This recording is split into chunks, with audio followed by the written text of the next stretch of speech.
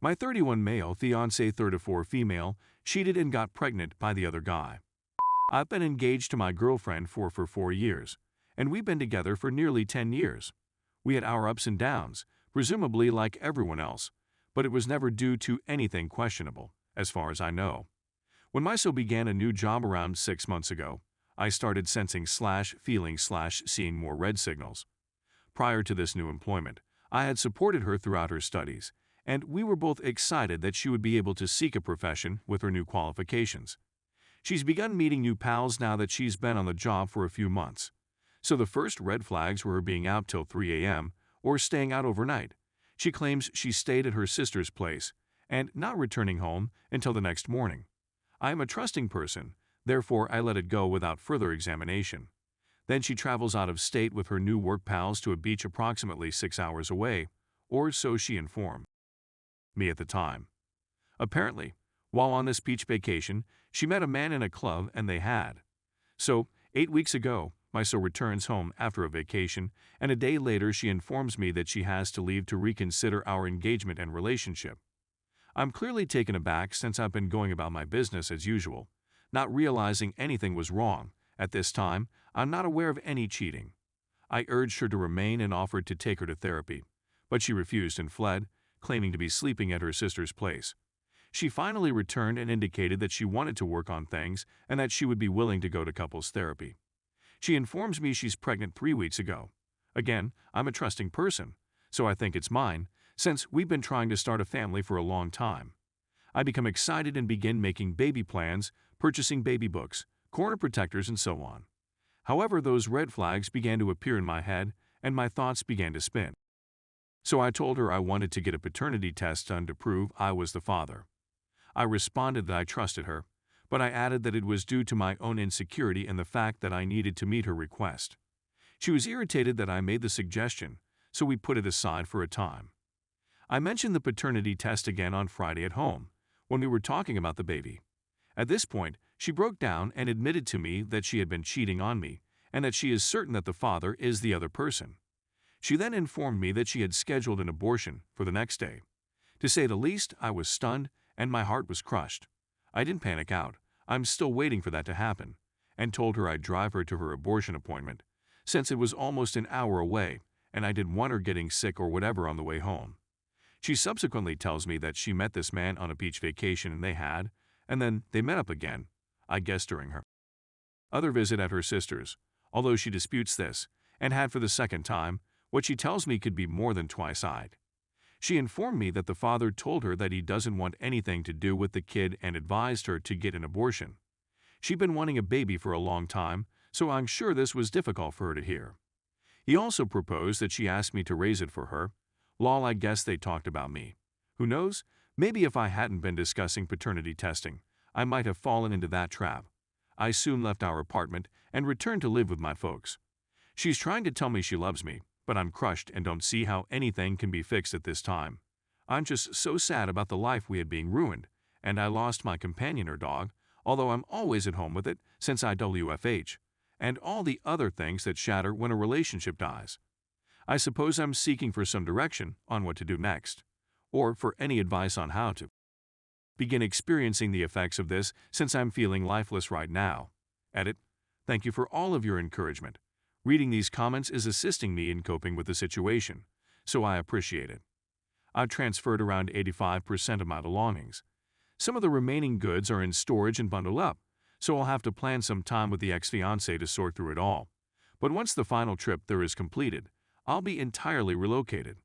I've gotten everything of substantial worth out of there. Edit 2. The lease was ended on 12/31/2021, but she hadn't completely moved out yet, so I had to go over and assist her in getting rid of the remaining belongings. I had the sense that there was still a lot of things, but thankfully it wasn't that awful, and it only took me about 2 hours to get everything out of there. After that, I said goodbye with no emotion and went, and I haven't seen her since.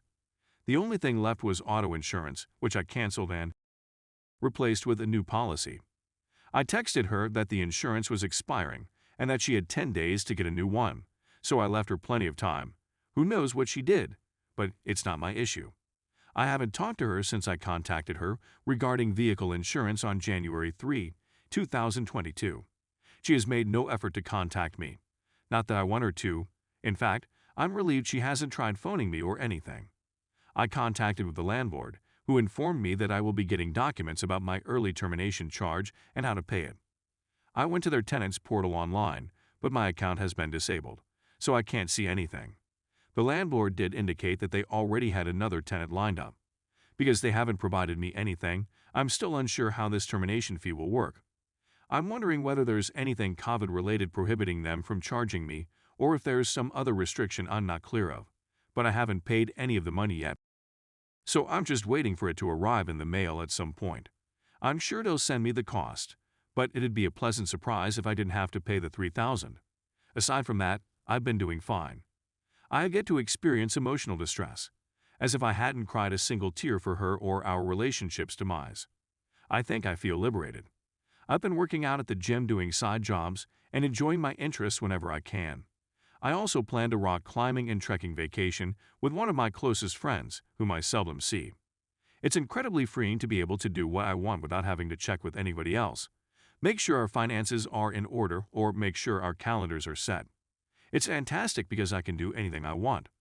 One of the comments on this page said that I haven't been sad because my future self knows how wonderful my life will be one day, and I believe that more and more each day. I used to feel constrained, but now I don't have anything holding me back, and I want to see all there is to see in life. Story 2. Wife of 10 years cheated with a woman.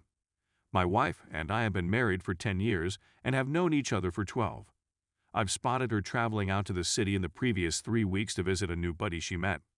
She stayed out beyond her commuting time and ignored my calls and messages. We got into an argument when she went out to brunch at 3:30 p.m. instead of returning home to our family as she had promised.